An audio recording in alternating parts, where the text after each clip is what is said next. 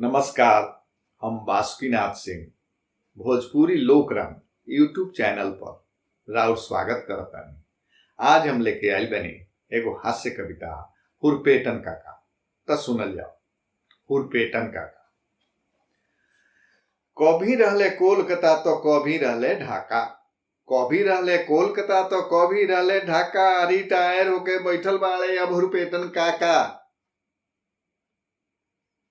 आंख दुनू ले डुबले अखबार का पढ़ला से, आंख दुनू ले डुबले अखबार का पढ़ला से, खरहरा खिया गईल दुआर के बहरला से। त नाद पर बैल ताके ना दी है, नाद पर बैल ताके ना दी है, ओकर सिंह रंगिए गेर में। नाद पर बैल ताके ना दी है, ओकर सिंह रंगिए गेर में, आ डरार छाट के फेंक दिए धनिक होके का फेर में।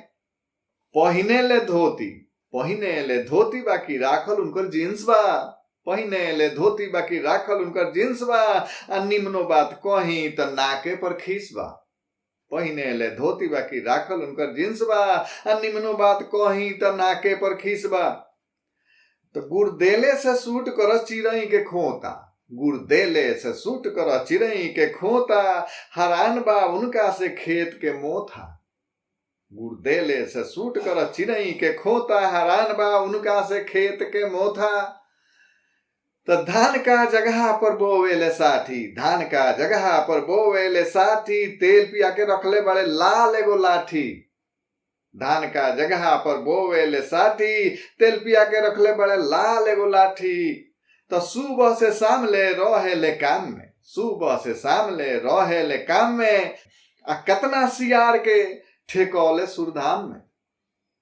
सुबह से शाम ले रहेले काम में, कतना सियार के ठेकौले सुरधाम में। तो भोर में पराती गाओस, भोर में पराती गाओ सांझी के सांझा, भोर में पराती गाओ सांझी के सांझा, सिर फल बाबा के चढ़ावे ले गांजा। भोर में पराती गाओ सांझी के सांझा, सिर फल बाबा के चढ़ावे ले गांजा। तब नाता उ जोड़े ले, नाता उ जोड़े ले लौर में के जोर में, नाता उ जोड़े ले लौर में के जोर में, अब मजाल नहीं के चोर के घुसो उनका घर में। नाता उ जोड़े ले लौर में के जोर में, अब मजाल नहीं के चोर के घुसो उनका घर में। तब बेंत उनका टूट गई लइकन के मारला से, बेंत उनका टूट गई लइकन के मारला से, हवाई चप्पल कागज भइल केस के लड़ला से। बेंत उनका टूट गई लइकन के मारला से, हवाई चप्पल कागज भइल केस के लड़ला से।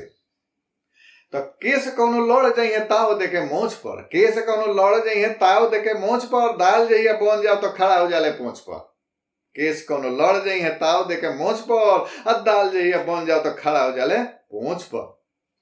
धन्यवाद। हमार निहोरा रही कि अपन यूट्यूब चैनल भोजपुरी लोक रंग के सब्सक्राइब करी, और वह निमन लागे तो लाइक करी, शेयर करी, आ हाँ बेल आइकन के भी जरूर दबा दें।